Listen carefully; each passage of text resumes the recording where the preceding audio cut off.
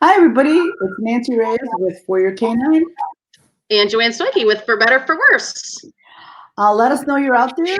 Today we have a really interesting and special guest. We have Mitch Wido that wrote a book about detection work, a story, and he's also got some background in detection work, actually his whole life. So let us know you're there, and let us know that you're with us, and then we'll get started here pretty quick. Hi, Sue. How are you? Is my audio bad? Yes, it's terrible. It is terrible. Yep. Hi, I'm Nancy. Judy. Hello. Melanie. Melanie. Hi, Steph. Hi, Ronnie. Hey, Dave. How's it going? Yeah, I'm having some weird mic issues, so Joanne might be doing a little more talking today because I'm not sure what's causing the problem. So I'm sitting a little bit further back to help not take you guys out. Hi, Alicia. Hi, Debbie. Debbie's. Okay, so today we had Mitch Wido. Like I said, he wrote a book called Parts Per Million, and it's a lot about the Puppy Behind Bars program. So I'm going to turn it over to him to introduce himself and your background in detection work and all that stuff, so we can get a little more familiar with you. Sure. Well, my name is Mitch Wido, and I'm a recently retired federal agent with the Bureau of Alcohol, Tobacco, Firearms, and Explosives. I retired after 30 years with them, my last 9 having a K9, explosive detection K9, and my last 20 were as an explosive specialist. And in that capacity, I investigated a lot of explosion scenes, also arson scenes, and it was a great career. Just a great career. So, of course, the highlight of the career was my last 9 years, where I had a yellow lab assigned to me, and that was really the background and the basis for the book. Oh, wow. Go ahead, Joanne. Yeah. So, how long have you been doing this? I know you mentioned all the dogs, but when did you get started? Well, I got the dog working with dogs bug when a friend of mine who I met raised German wire-haired pointers. Mm. And, he was very good at it and got me hooked, took me out hunting, and just loved watching the dogs work. Now, I had the opportunity to get a wire hair, but they were just a little too big for where I was living at the time. So I went with a Brit, and I love that dog. That was just a hunting fool. Oh, yeah. It's just so I self-trained the dog just from a lot of research myself, and a big subscriber to the Pointing Dog Journal, and just never really entered the dog in any competition. I just would go out with the dog 3 to 4 times a week during hunting season and just wanted to be out with the dog. I would take people with me, but the best days were going out, just me and my dog, and just watching the dog work fields where I saw other hunters walk through. And that was my Well, because Brittany's a real birdie, like very, very birdie, very hyper. So you got to have a lot of patience with those dogs. But I was lucky. The gentleman I spoke about introduced me to a breeder who just specialized in Brits. So, I had it easy. I got a good bloodline. And as they say, you can't teach a dog to smell. It's got to be in their blood. But you could teach the dog how to follow commands and how to hunt good. And alongside and not get too far, and all the commands that you really need to have a good day of hunting. And that's what from his instruction, that's what I stressed on, was just working the dog with commands. Yeah. So we have a couple of Brittany's in our classes, and they keep doing nose work, and it's hard when it's outside. It's very challenging for them. Yeah. They've done well, but it was tough early on because they're just so birdie. So yeah. Yep. They want to see everything. Actually, my dog was the best the older it got. Where, of course, when they're young, they want to sniff every part of a giant field. And when they get older, they're just like, wait a second, let me just get, upwind here, and I'm just going to listen. I'm going to take a scent of this field and go get the bird. That's great. So, so could you tell us a little bit about the puppies behind bars that you said that's where you got your dog from? Yeah, and well, the agency got the dog from them. To be honest with you, I really don't know a lot about the intricacies of the program other than what I've researched for it, because we really don't have any interaction with them. The dogs are evaluated by the by the instructors at ATF, and they'll go out to these facilities and assess the dogs, and then they bring them over for their basic scent training, odor recognition, and then we walk in as handlers and pick the dogs up at like week 7. Okay. And how old are the dogs at this point? The dogs are usually in the Puppies Behind Bars program for a year, approximately 1 year. And at that location, they're going to and just to back up, the Puppies Behind Bars program is a private organization that works with prisoners. And what they're doing is providing the dogs to these prisoners as young puppies right after they're weaned from their mother. And they are going to bond with the dogs and teach them basic obedience, the obedience that we need to get them going. They need to know how to sit, they need to know how to stay, they need to know how to lay down, all basic obedience things that the prisoners are going to work with. And what the Puppies Behind Bars program is showing is that when these prisoners work with the dogs and have a sense of responsibility, that when they're released from prison, they have a much better shot at not coming back.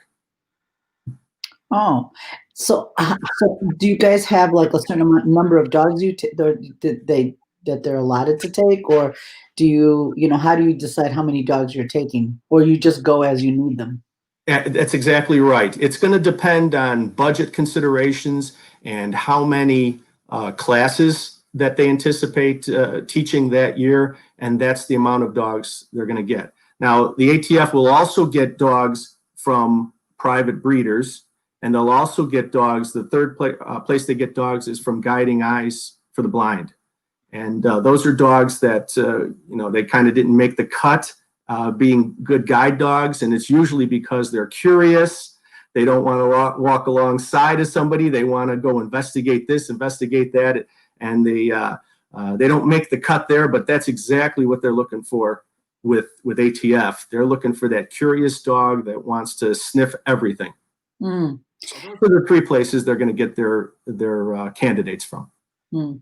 So where you guys get your dogs, and I know it's ATF, is that just like a state program or just the regional program? I mean, from the Paws Behind Bars program? Yeah, I may be wrong on this, but I believe they'll talk to the national organization Puppies Behind Bars, and they'll see which facilities have dogs that are ready, and then they'll go out and evaluate them at that time. So they don't really, obviously ATF is national, and so they're not really restricted by hitting facilities that are close to their training base. They can go anywhere and get them. Okay. And is that, does ATF have another training program, or is that pretty much where all your dogs are going in the beginning? Yes, Front Royal, Virginia is our national training academy for canines, and we share that facility with the U.S. Customs. Okay. Oh. Now, we get our dogs from those 3 organizations. The Customs has their own breeding program. They get all their dogs from within. Cool. So they have their own breeding. So you don't. But ATF, you said, might get dogs from private breeders too, right? That is correct. Yes, contractors. Contractors. Okay. It's so interesting. I used to do temperament testing for guiding eyes for the blind in White Plains. And Mhm. yes, I know exactly the dogs that washed out of there because I assessed them. I'm like, yeah, that's not going to be a good guide dog. So Well, we like those. If it didn't make the cut because the dog was too curious, those are the ones that they're going to look for. that's exactly. Yeah. There was one that really liked the bird. We had a fake bird. He was like, oh my God, which probably wouldn't be good for a guide dog. So yeah. And go pulling a blind person into traffic. Right, exactly. Right, So, right. so the dogs start in this program and then they go in for their scenting imprint training with ATF. That's correct. 6 weeks of that. Okay, and then you pick them up. So how do you start? I mean, do you continue on with the scenting program? Are you just on, upkeep and training now? How do you start a dog once they come to a handler? Okay, so we get the call. We respond, not respond, but we report to Front Royal, Virginia. And on day one, we get obviously a tour of the facility and fill out all the paperwork and get everything. But I believe on the second day, they introduce you to your dog.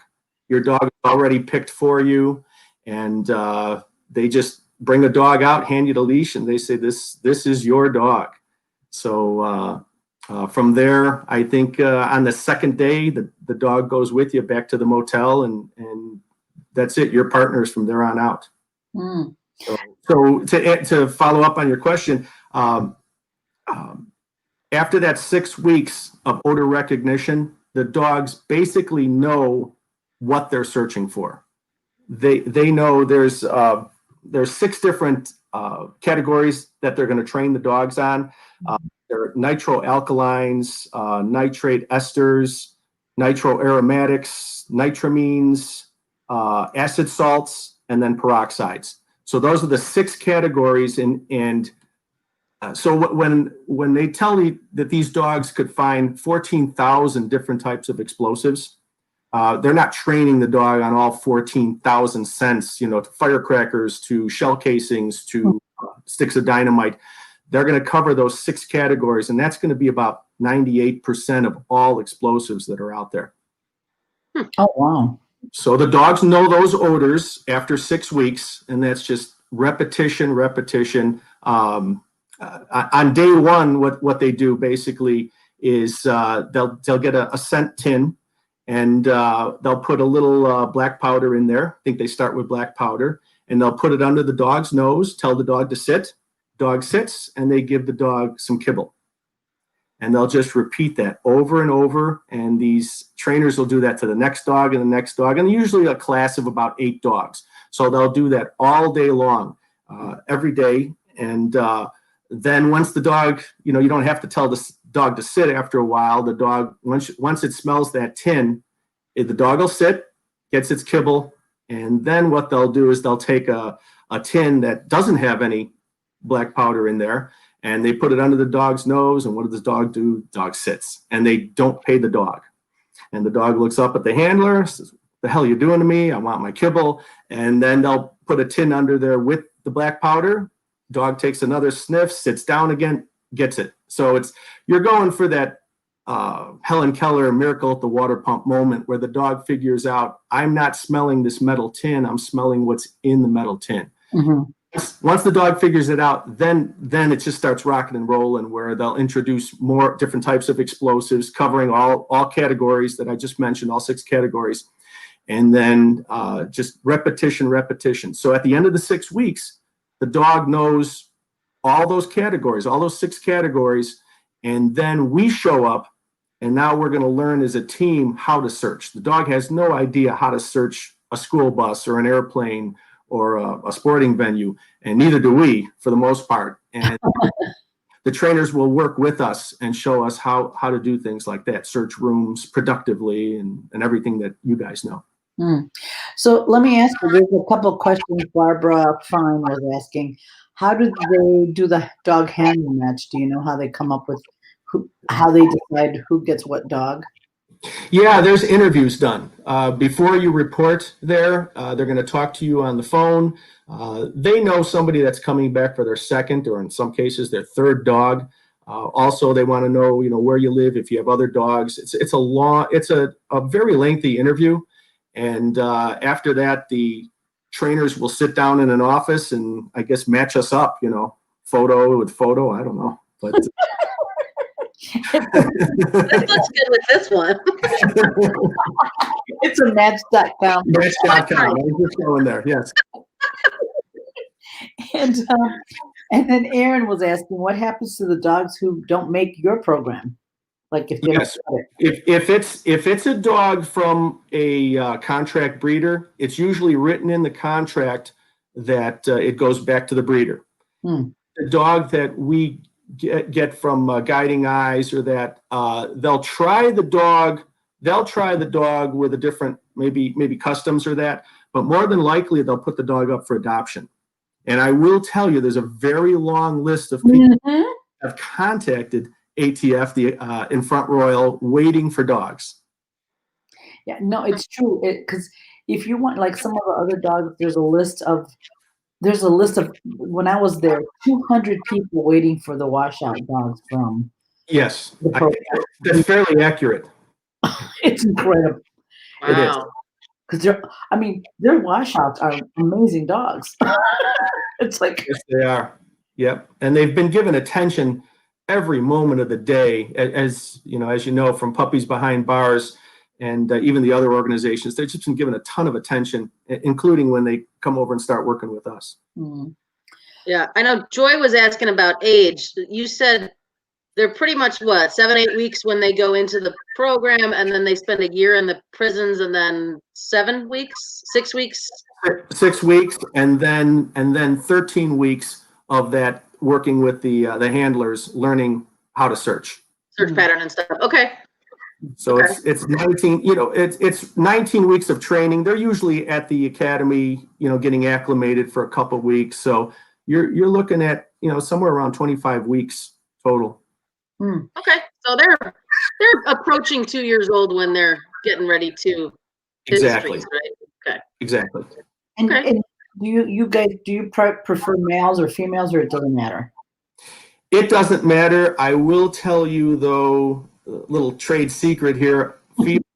There's a lot more females that come through than males. And I know why. I mean, this this is my own opinion. Here it comes. The handlers get paid the same, whether they got to work a lot with a dog or a little with a dog. And I just think it's a lot easier with the females, so they get to choose. And so definitely be more females coming through. Mm-hmm. I have to tell you, I have Joanne has all males. I have 2 females and a male, and I got to tell you, I have to agree with that. I think once they get there, right? Once you get through adolescence, it's all right. But it's a struggle getting through the male adolescence. Because my boy is adorable, but he was a slow maturing dog. Let me tell you. Judy had a question about if the handlers are giving any training prior to you getting them, or no? Nope. Yeah, so you just start the training together with the dog. Right, and I think it probably hurt me a little that I had a pointer before I went there, and actually I had the pointer even when I went there. When I came home with the dog after my training, I still had the Brit at home. So you kind of got to learn their way, and I don't think they want to hear your other techniques. It's like the military. We'll teach you what you need to know. Yes, agreed. I was in the military as well, so I get that. It's and there's really valid reasons for it. So yes, I'm always in trouble with sharing my opinion. So it was no different service. It was no different when I was in the service. So that's okay. So you start your training right with the dog. So let me ask you, I know this is a silly question, but it's so suppose you know how you sometimes if they match you, if you decide you don't really like the dog, or the dog maybe doesn't like the handler so much, Mhm. Has that ever happened? There has been times where it's usually the dog is just, it's not that they don't match, it's just that usually there's a dog that needs probably somebody on their second or third dog, and they matched it with somebody that's their first dog. And when they do a class of dogs, there's usually an extra dog in case a dog gets sick, has to be recycled, so they do have that fallback of matching the handler up with that reserve dog. So nobody's, the handler doesn't have to go home, and you don't lose that slot. Oh, okay. Wow. So then suppose everybody's happy with their match, what happens to that reserve dog? Recycle to the next class. It's actually, that's the dog that's going to be the best for the next class. Oh, well, yes, makes sense. Totally makes sense. Totally makes sense. Go ahead, So, Joanne. how you've been doing this a really long time? How have you seen some of the training evolve from the beginning to your retirement? Sure. Well, the program, after I went through it, the program extended from 10 weeks to 13 weeks, and it's a lot of off-leash work now. Oh. Yes, it's called a SEEK program. I'll have to look that up. I don't want to give a wrong acronym here, but it's the SEEK program, which is an off-leash program. So that's how it's evolved. When I went through, the dogs worked on leash, unless it was like a field work or something like that, where you're searching for a gun in an open field and it's safe, where it's not near traffic. But now they'll work the dogs that are coming through without a leash, and they even say that those dogs would work a median strip if they had to. That's how well behaved they are. Oh, wow. But they're still coming from puppies behind bars, right? Oh yeah, the acquisition of the dogs has not changed. It's just the training. That training that's introduced by the trainers there, and the program is that off leash aspect. Oh, well, we do a lot of so Mitch, just so you're aware, so we do a lot of off-leash training when we first start our dogs. So the dogs learn how to problem solve before. So some of the detection folks really like us to be on leash all the time. So it's kind of interesting that now that ATF is going to more off-leash training. Yes. Fascinating. And for the way ATF came into it, it's not really the problem solving, because the dog is going to do what the handler is instructing the dog to do. What they're using it for more is safety.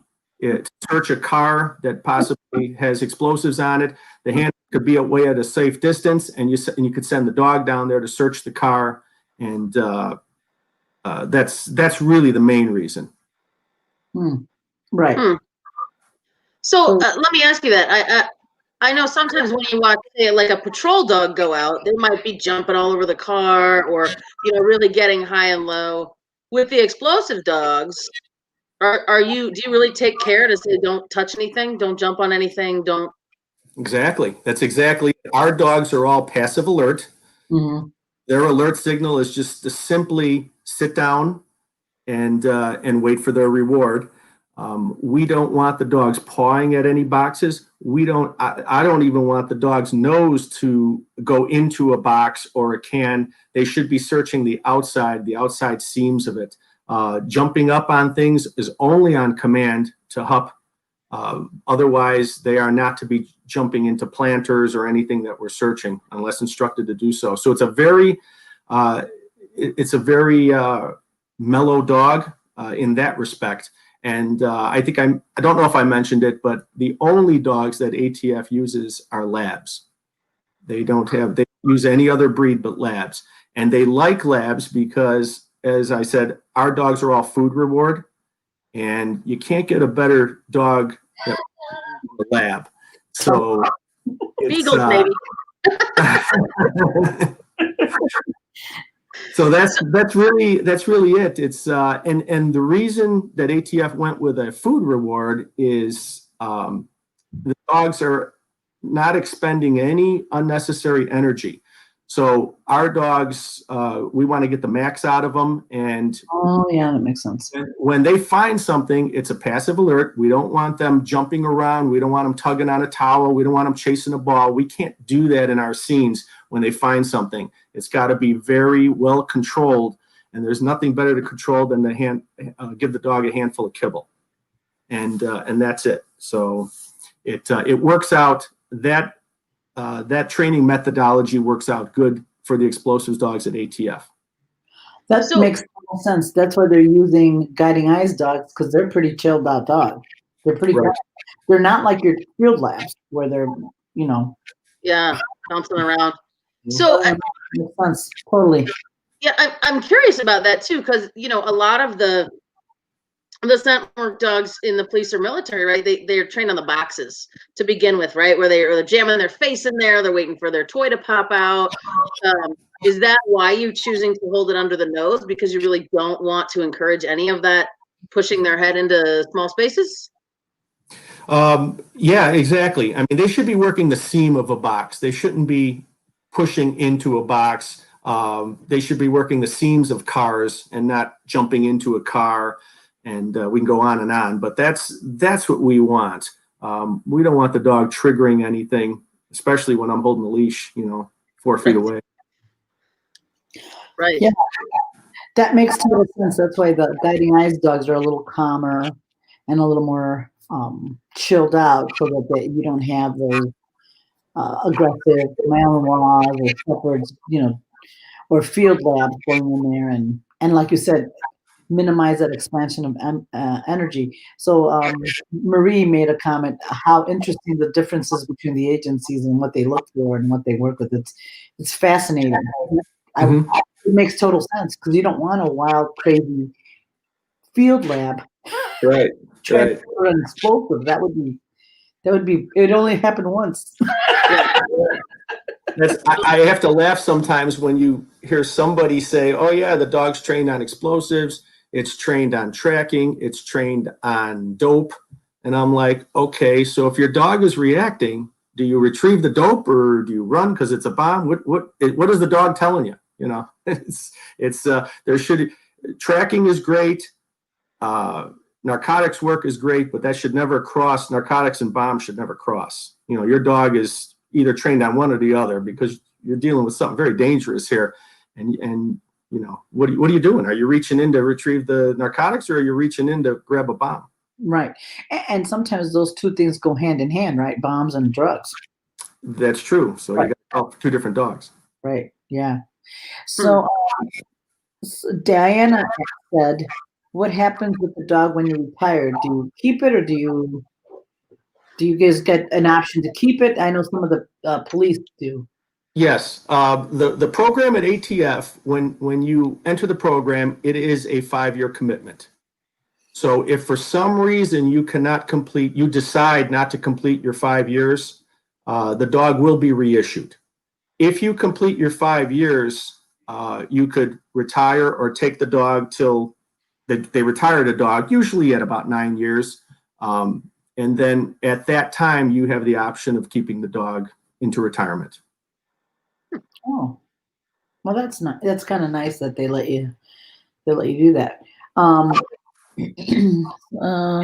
Troy had asked, when you guys are working your dogs, and I think it was when we were talking about the 6-7 weeks or the 13-week program. Is it one dog and handler being instructed at a time, or is there like a big group of people all working with different instructors? Okay, there's 2 instructors with the group. The group, as I mentioned, about six dogs, and they will take 1 dog and 1 handler at a time, each instructor, and work with that dog. So really, there's a lot of downtime when you're running your problems for the day. They'll take 1 dog at a time, and the other 5 dogs are waiting for their turn, and then it rotates. And then in the afternoon, the dog that went last in the morning goes first in the afternoon. So that's what you do. And that training is 7 days a week, because the only time our dogs get food is when they find explosives. They don't get any snacks. They don't get anything on the side. They have to find explosives. And you talk about a commitment. We spoke about that earlier before we went on, the amount of commitment involved. That is, I'll tell you that my dog ate 2 cups of kibble every day. And I happen to know there's 16 handfuls in 2 cups of kibble, my handfuls. And I know that 16 times every single day, my dog has to find explosives. So I'll usually do a morning session, an afternoon session, and then however many handfuls are left will be the evening session. And then somebody usually asks, well, what happens if the dog goes through the 2 cups of kibble at your evening session and then you get a call out? That's never been a problem. The dog will eat about 20 more handfuls and 20 more cups for that matter. That's what Brandy said. She goes, it's a common criticism of food reward is that the dog will get full and stop working, which is funny. What's the typical shift? Labrador retriever owner here. He's never not hungry. Amen, sister. Because my dog, my lab could have finished a full meal and still be like, oh. I can't see the questions and see, I knew that was coming. Yeah, because it's like, so yeah, because it's like, have you seen, I mean, I've never seen a lab that's not. No, if they're not, they're usually sick. But I tell you what, when my dog was sick, it was still eating. And you know, when the dog has the doggy flu and it's just laying around, I still can't just hand the dog food. I have to put a sniffer tin under its nose, let it smell, and then give her the food. And or if it's rice or ground beef or whatever the vet recommends, I cannot just give them the food. They have to smell something first. And that's every single meal for the entire dog's working life. Now, when my dog retired, you have to teach them to eat from a bowl, because when I search a house that has other dogs and they've got a bowl full of food, my dog will go up to it, sniff the food bowl, make sure there's no explosives or firearms or anything hidden underneath the food, and then move on. They never even, it's amazing that their reward is food, yet their reward is after they smell the explosives, and then they get to eat the food. If those 2 things don't go in proper order, that food means nothing to them. It's really an amazing thing. They'll just walk past food all the time. Oh, I'd give money to see my dog walk past food. So is that the ATF protocol then? There's all dogs, you can't feed them unless. That's correct. Okay. That's correct. And I always tell people the easiest thing in the world is to untrain a dog. You know, it's difficult to train a dog. Everybody that trains dogs says it's difficult, but it's very, very easy to untrain them. And when I give a lecture of that, I says, hey, don't ever feed your dog from the table. And the dog really will lay down in the corner there until you guys are done eating, and then wait for its food, in the kitchen or whatever. But feed the dog under the table once, and you have totally untrained that dog. Just once. It's so true. My husband's really good at untraining, by the way. The dog, or just in general? Just in general. Okay. If you want your dog not to do something, just tell my husband's such a laid back guy. He goes, it's okay, and he do whatever. So it'd be challenging to have him around for that stuff. He's so laid back. It's like, whatever, it's fine. And the dogs are like, yay for us. So let me ask you, so what prompted you to write a book? I know I asked you earlier, but. Yeah, I always enjoyed writing. I always did. I used to write some short stories. I wrote some articles for magazines. And I thought the time was just right. I knew it would probably have something to do with ATF. So the best time to write about ATF is when you're retired. So no holds barred type of thing, even though it's not a critical book at all. But you have the freedom, you just have the freedom to say what you want to say. And I'm retired. I don't care how people criticize and say that they could do things better. You just don't, So it was, the time was right. That's what made me write it. How long did it take you? Well, it took me about a year, even though about 4 or 5 months before that, I started putting the notes together to write it. And it flowed nice. I was at the health club one day on the treadmill, and I was just thinking of a story that I could involve dogs in. And this whole story just kind of flowed that day. And I started putting notes down, and the notes were about 80 pages long. And yeah. And then I met a fantastic guy who was introduced to me as an editor that would be able to do it. And we just worked on this. And he's the one that really meshed it into good shape, because mine was just kind of a mishmash of different little stories. And so I actually told him he needs to be my co-writer on this. And his name is Keith Gordon. Mm. Terry Terry. The book was only about ATF and about the puppy program. It's a story revolving around that. So, how did you come up with that story? And I know some of the information it's got some facts and it's a fiction, but some facts. Sure. So, how did you? Because that's an interesting mix of. It is. It's not really just about ATF. It's about ATF in the part that ATF does the training of all these dogs. ATF trains dogs for a wide variety of federal agencies. ATF also trains dogs for about 53, I believe it is. Don't quote me on that. 53 different foreign countries. And so when I say ATF, that's really just the vehicle for getting the dogs trained. In the story, one of the dogs goes with the marshals, one of the dogs goes with Customs Border Patrol, another dog goes with CIA, another dog remains on the streets with ATF. So it's really a wide variety of things. I just kind of wanted to show the different agencies that use dogs and how they use them. All the dogs are used slightly differently in their assignments for finding explosives. And I think I answered your question. I'm not sure. Yeah, no, it's just interesting how you have some factual information about the training, and then yes, and in a story, and it's in a woman's prison, and you've not worked in a women's prison. You were pretty good about figuring out what goes on in there and stuff like that. So well, a lot of research, and when you get a dog, that was in the prison, you want to find out, what the dog went through. And there's a really good video on my, hopefully you'll put up the website for the book. Yep.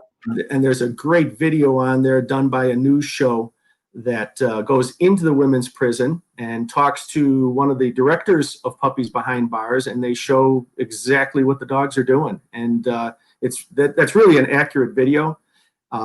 From what I've learned that the dogs are doing. But the book also, it's a novel, but I do use real life situations that I'm aware that other handlers have told me about, and I'm aware that the dogs do that type of work. So I incorporated it all into the story. That's awesome.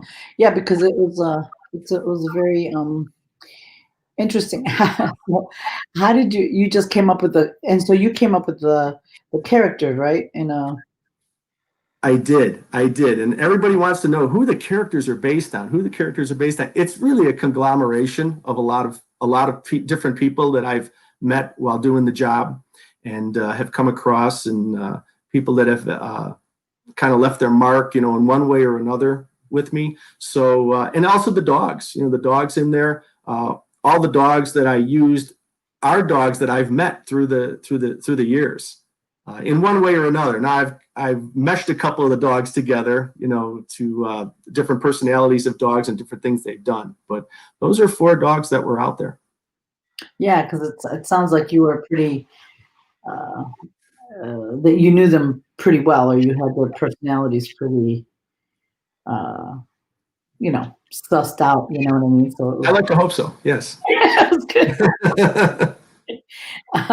And it's a novel. I have the freedom to change things and make it a little more interesting rather than make it sound like a police report.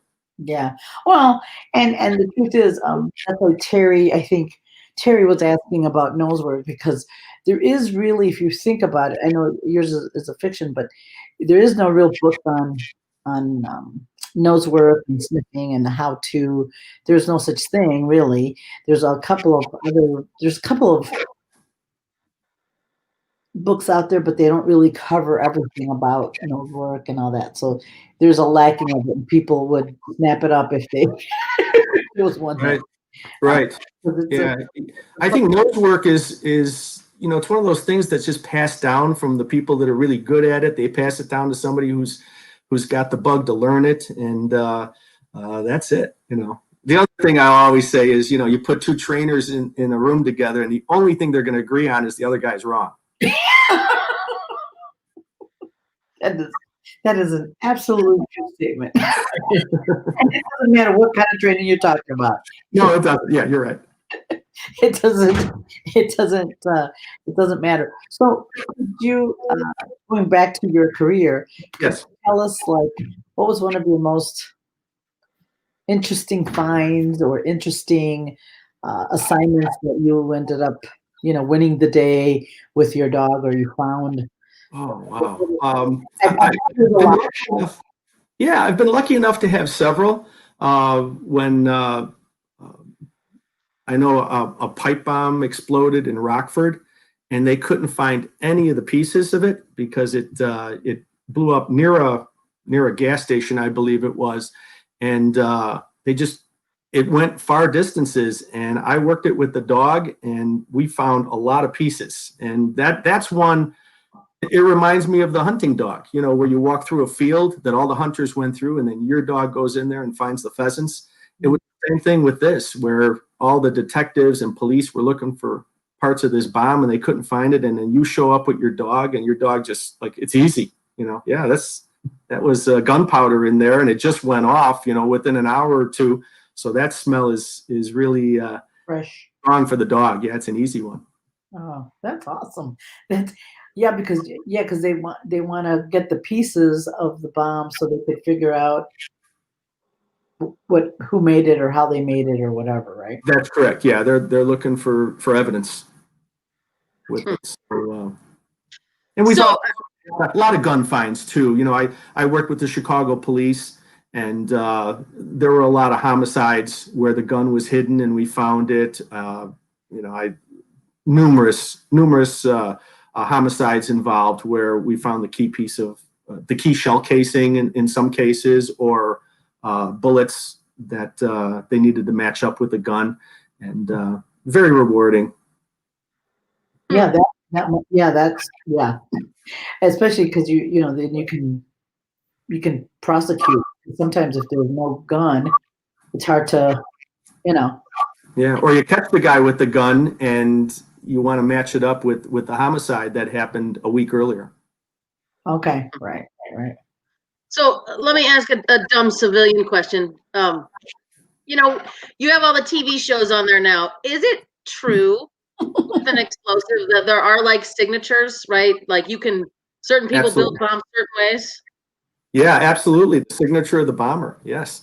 And I was lucky enough, prior to working with the dog, I was lucky enough to work a couple of serial bombers.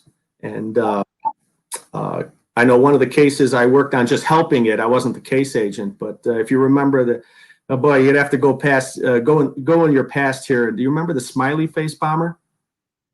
Not a lot of people do, and it intrigued the country for a while. And I'm trying to think back. It has to be about, I'd say 15 years ago. There was a bomber, and he was putting bombs in mailboxes across the entire country. And what he was trying to do is make a smiley face, two eyes and a big smile in the country. So if you mapped out where all the bombs went off, you would see a smiling face. Oh, that's the pipe bombs in mailboxes, like, yes, 25 years ago? Yes, the smiley face bomber. Okay. Yes. So I I do worked remember that. Very interesting, and you're talking about signatures of bombers. And then I also worked a bombing, which I was the case agent, which means the agent in charge of the entire case, and I directed it and did most of the interviews, investigation. There was an individual in Hoffman Estates where he blew up his girlfriend that he broke up with. And then when we started looking at him, and we're noticing that backing up like 7, 8, 9 years in the past, every time he got into a fight with somebody, a bomb would go off at their house, including a police officer who investigated him for something else, and they got into the police officer wasn't believing him, and it got a little aggressive. And then there was a bomb found in the police officer's backyard. So, and then we tied him into that because when I was doing a search warrant of his house, inside a book was a piece of notebook paper with handwritten notes on the officer's house and his family and everything else. So, wow. Yeah. Yeah, it's bombings and bombers are it's a very wicked crime. Very wicked crime. Oh yeah, you really have, because you really, I mean, that is premeditated. You don't accidentally put a bomb. No, and it's bad that it's not like it's a cowardly act because you're not going up to the person and shooting them or stabbing them. You're putting something with distance, and then it's not going off right then and there for the most part, unless it's remote control. And so anybody could be the victim. Yeah, which is indiscriminate. Yes. So and also in my career, I also as a explosive specialist, they sent me for 2 tours in Iraq. Where my first tour there was in 2004, where I was teaching the Iraqi bomb squad how to investigate bombings. And then I went back in 2006 and 2007 for working with the military on roadside bombings. Oh, wow. So you were, oh, wow. So Diana had an interesting, she goes, what does the title mean, parts per million? The threshold. Thank you. Thank you for that question. That's the threshold at which the dogs are trained to find explosives, parts per million, which translates into maybe about a teaspoon of odor in an Olympic-sized swimming pool. And the dog would be able to detect that if you were to dissolve 1 teaspoon of odor in an Olympic-sized swimming pool. Now, while I say parts per million, there is also a recent study in Great Britain where there was dogs in the medical field that they found that the threshold was 1.5 parts per billion when they're able to smell cancer cells and things like that. Oh, wow. I figured that was I knew somebody was going to ask that question. Thank you, whoever asked that question. That was Diana. Hi, Diana. Aaron asked, have you watched any of our Scentbook sports? Have you watched any nose work, and what do you think about it? I haven't. I have not had the opportunity to do that because you and I, Nancy, were just introduced recently. So I did not even know your organization existed. Yeah. Well, up until about a month ago. Yeah. It's still it's relatively new in that, right, Joanne? Like what, 2009? 2009, right? I think was the first but it was in trial, California, right? But it was in California. Right. So it's still a pretty new sport. It's picked up incredible speed, but for sure it's a relatively new sport. Like dog agility and some of the other stuff has been around for a very, very long time. Well, there's judging opportunities, being a detection handler, wink, wink, nudge, nudge, Mitch. Yeah. Fine.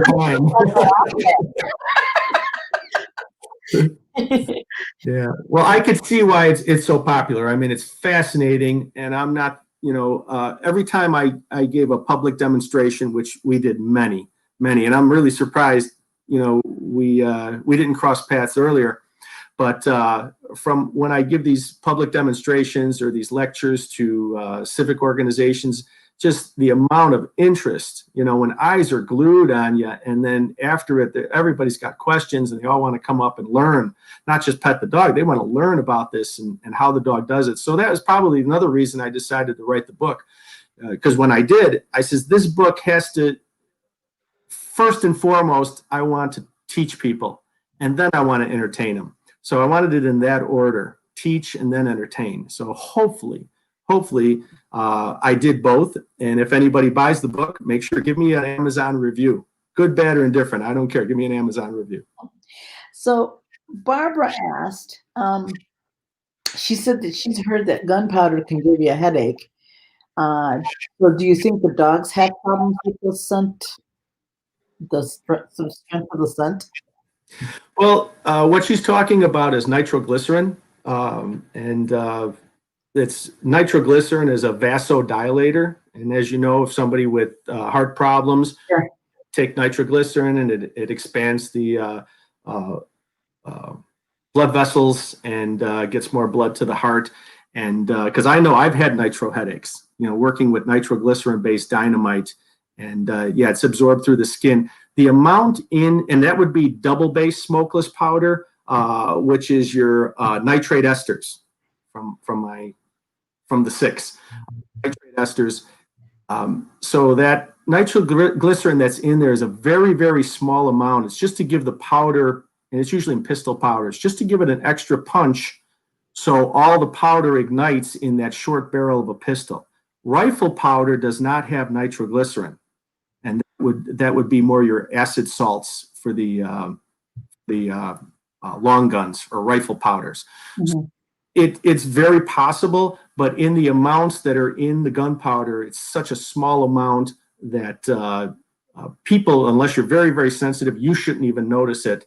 And nitroglycerin, the vapors that are given off, the dog does not have to get close to nitroglycerin vapors at all to pick up that scent. That's a strong one. Oh, so if somebody had nitroglycerin, they would be able to smell it pretty far away. Yeah, that's a strong one for the dogs. Yeah, but interesting. I didn't even. So that makes me think of a question. When your dog is going, like, say you're doing a room search, right? Mm-hmm. If let's say it's a school, for instance, right? And you have like a big long row of lockers. Yep. I mean, clearly in that situation, your dog would work seams, and so it would be able to identify the locker. You train your dogs to get as close as possible, but like, is there situations where, I don't know, maybe it's dangerous, or it's just an odd setup where the dog might alert and you're not sure where? How would you handle that? Right. When in training, the dogs are taught to do that passive alert as soon as they smell the odor. So then, after they do that, we can give them a secondary command, which in my case was show me. Show me means the dog releases from that passive alert and then gets closer to the scent cone, and then we'll sit down again. And then if you release them again, they're going to get closer then. So it's an inching I would say inching forward, but it's a progression. Sometimes, if the wind is blowing the wrong way, they could walk right past the explosives, especially when we're doing cars. That's a great example. When we're doing cars that are in a row, we could walk right past it because the wind is blowing the opposite direction, and get on the other side of the car, and the dog picks it up and reacts. And then I'll do show me, and the dog wants to crawl under the car to get back to the other side. So then what we might do is go back to the other side of the car and then detail it, which means I'll work the dog to each and every seam, each and every wheel well, hubcap openings, whatever, to zero in on exactly where that scent is. That's interesting. So that's a big, like, triple check safety concern. You smell it, sit, I get to assess the situation and I'll tell you if I want you to continue on or not. That's correct. That's correct. Interesting. Yeah. Now you bring up an excellent thing that came up here, searching school lockers. So we'll did it all the time. We'll search the school lockers and your dog alerts, solid alert. And then, so you're going to call the bomb squad, and because we don't go any further, that's up to the bomb squad, and they'll open the locker, and what do they find? They'll find hair lightener in like a girl's locker, because the hair lightener has peroxide. The dogs are trained on peroxide. So you have to remember that what's different about narcotics dogs and explosives dogs is that if a dog that's trained on narcotics sits down at a locker, there's contraband in there. There's contraband that the dog is trained on. The explosive dogs are trained on chemicals. They don't know that it's an explosive. They're trained on the chemicals that fit into those 6 categories that I told you. Now, those chemicals could be used in a wide variety as hair care products for lightening your hair, or explosives. So we can't use a dog alert to get a search warrant for explosives. You could get a dog alert for narcotics to get a search warrant, but you can't do that with an explosives dog because of a variety of chemicals. So they would already have the explosive search warrant before the dog comes in. Yeah, we work in conjunction with the bomb squad. Yes, Okay. they're either working alongside us, they're waiting outside, or they're on call a short distance away, because that's somebody else's job. They don't pay me enough to do that one. No, it's really interesting. A good friend of mine actually got detained at an airport leaving Florida because right before he boarded the plane, he had finished cleaning his grandparents' pool and put all the pool chemicals away. And there was a dog in the Florida airport and hit on him hard. So he had a lot of questioning before they allowed him to get on the plane. Oh my God. Parts per million. It doesn't take much. Yeah, it does Right. not. If you were to handle, and I actually had a case where the guy handled explosives and then got into his car, and my dog hit on the car handle. Oh. Touching it. And then the other thing too is they'll wipe their hands on their pants, the back of your pants, and then you sit on the car seat, and the dog will hit on the car seat too. Yeah. There's been times the dog has found shell casings that have been laying out there for 6 months, and people always ask that question too.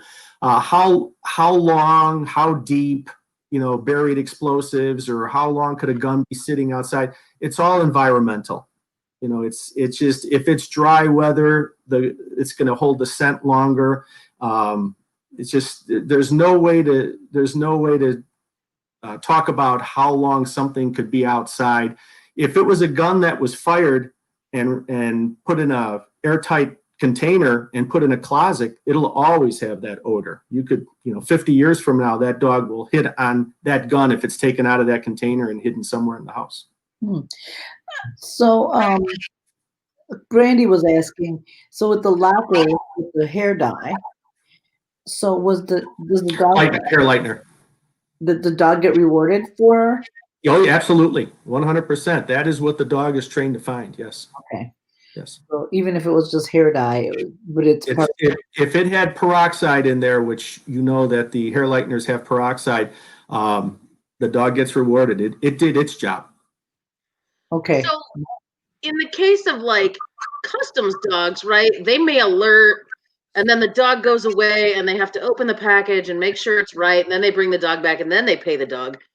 For you, if the dog alerted on that locker, do you need to open it? Or if you're out in the field and your dog alerts, do you just automatically pay your dog? And then if it's wrong, go back and fix the problem? Yeah, that's a good question.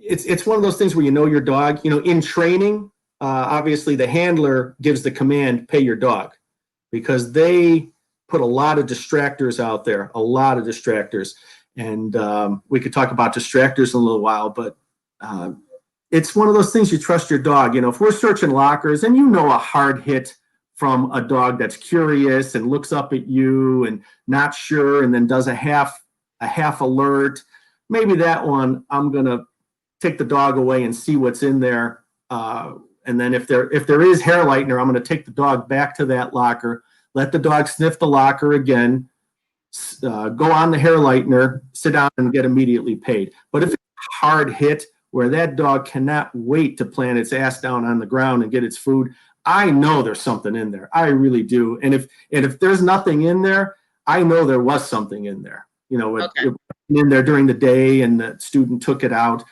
It's one of those things where your dog and you trust your dog. Right. Wow. You hear that, everybody? Trust your dog. Just saying.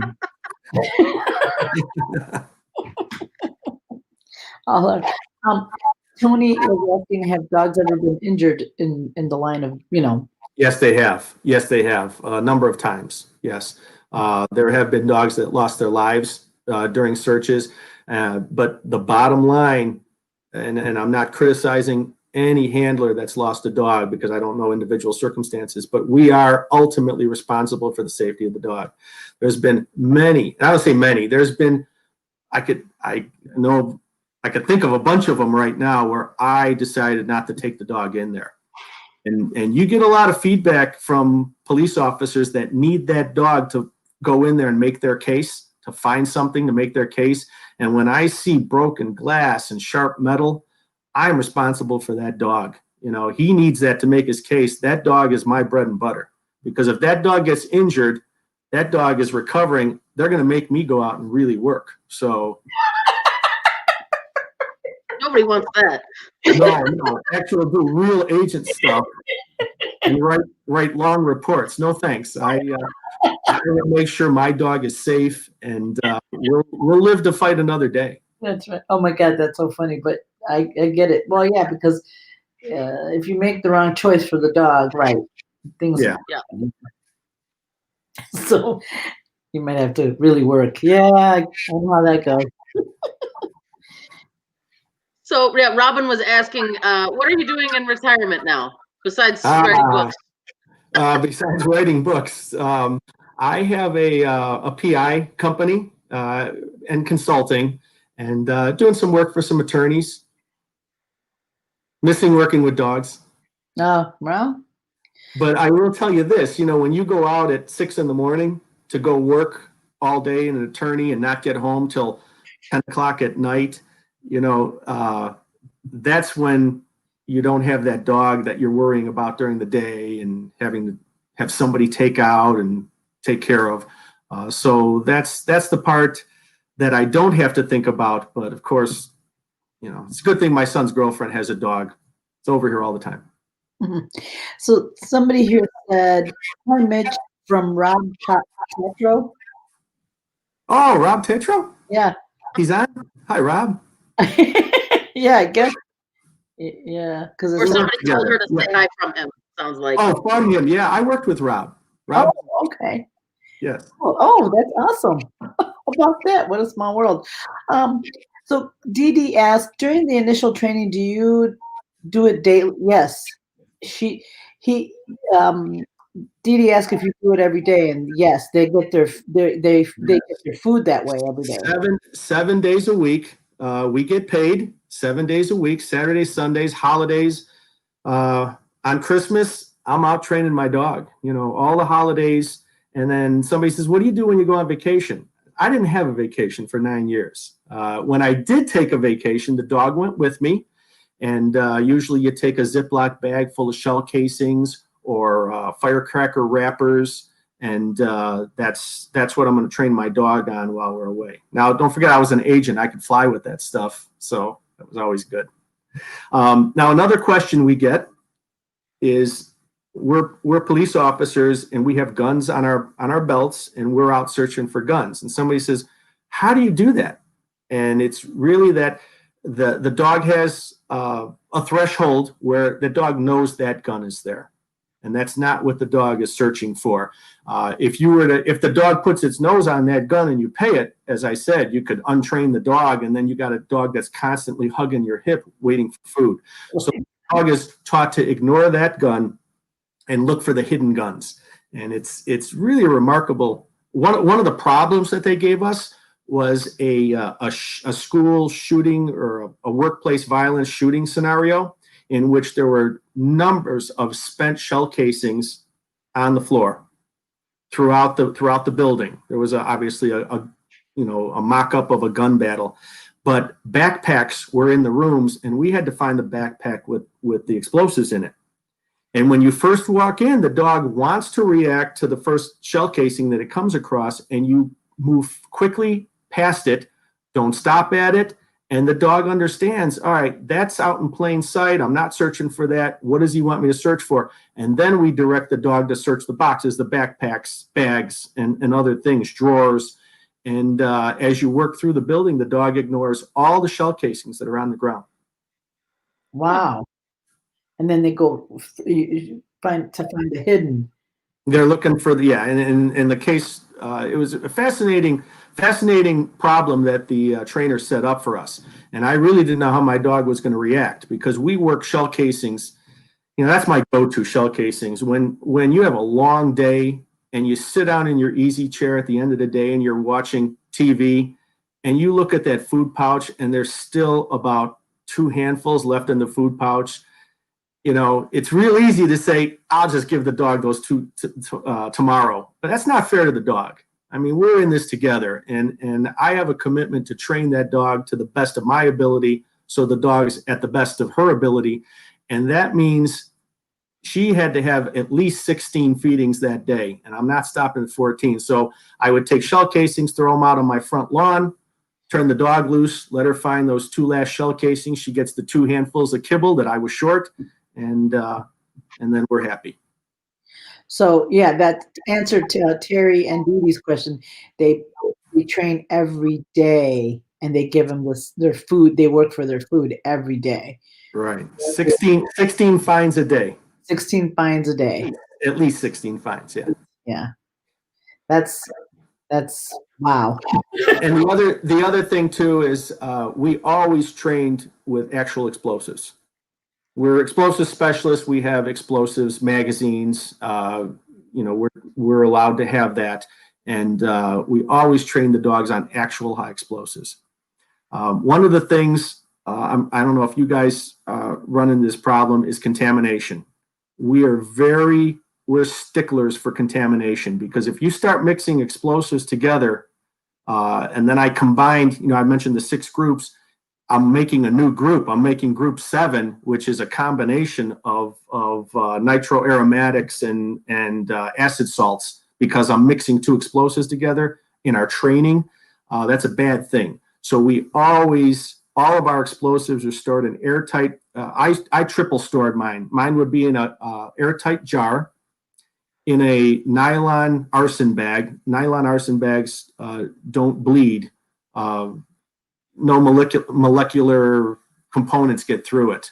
So, and then inside of there, it would go into an airtight container, such as a plastic ammo box. And that's how I stored my explosives. When I handle my explosives, we wear latex gloves for each explosive. We'll hide it and then get rid of the latex glove. That latex glove also takes your scent off of the find, so the dog isn't searching for you. And whenever I could, I had somebody else do my hides for me, and I would do theirs, another handler. So the dogs cheat. I used to take explosives, hide them somewhere. The dog puts its nose when it's just me, the dog puts its nose to the ground, find out where I walked, and then gets a head start on where it's at. So the best ones is to walk to a field and then throw the hide out there, and the dog follows you to where you stopped, and then it's like, oh, he threw it. Now the dog's got to go out there and actually search. They're big cheaters. Yeah.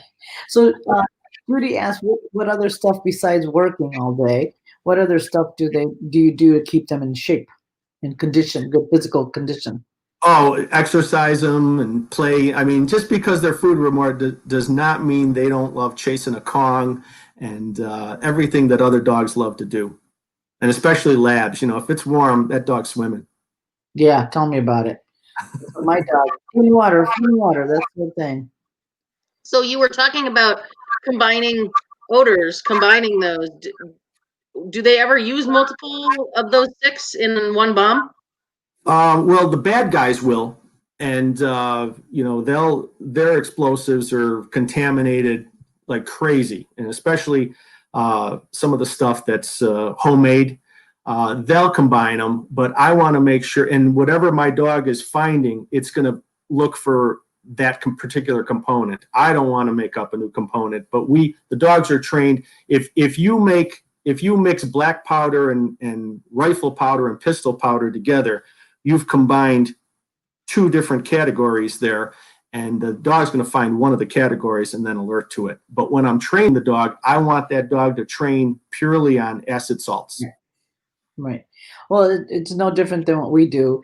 If we we teach them on 3 odors, but if they're ever together, there's going to be one that's going to be more prevalent for the dog. So yeah. Right. Jodine asked, are the dogs always rewarded in the sit position as the handler goes to reward them?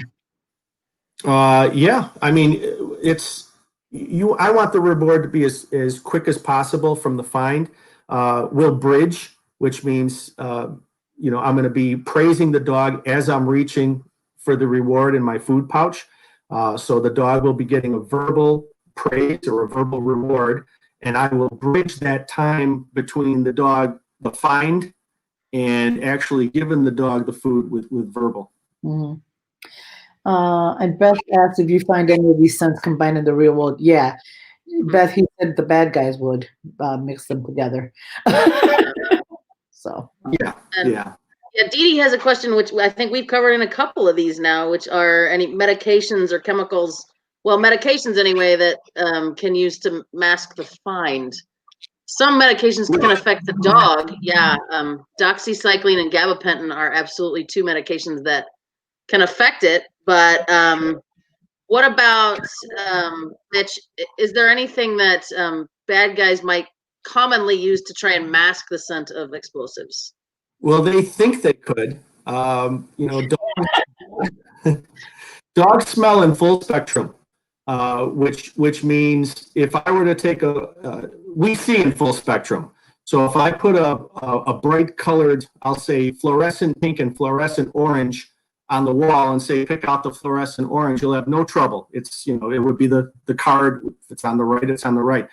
Dogs don't see in full spectrum. The dog's going to have trouble doing that. That's bright, and the other one's bright, and the dog's not going to know. But where the dogs got us is they smell in full spectrum. So if I were to take, if you were to spell perfume, put perfume over the odor, the dog's going to smell the perfume, but then it could also smell the explosives underneath.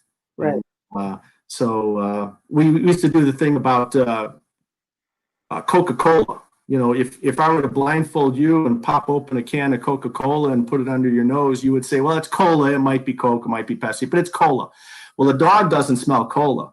The dog smells carbonated water. The dog smells caramel coloring. The dog smells corn syrup. Yeah. The dog smells the aluminum, and the dog smells the paint on the aluminum. And that's how the dog smells. So going back to the categories in contamination, I want the dog to be able to smell not caramel coloring. I want the dog to smell, sugar or something like that. And that's what the dog's going to hit on. No matter if that sugar is in 7-Up or Coke or whatever, the dog's going to hit on soda. Yeah. So Dave was asking, are the arson bags available to the public? Yeah, we could try that. Not for arson. Yeah, go to Searchy. I believe it's Searchy. It's go on their website, and I know we buy a lot of our evidence tape and everything like that. You might be able to buy it from them. They sell, they're called arson bag, nylon arson bags, and they don't Ziploc or anything. You just tie them off, and that's it's probably one of the best bags to ever use. All right. So, anybody have any more questions? We're coming to the end of our time together.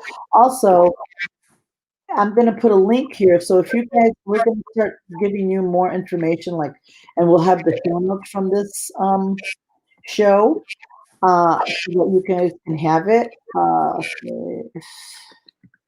And there's a link that I'm going to send you there.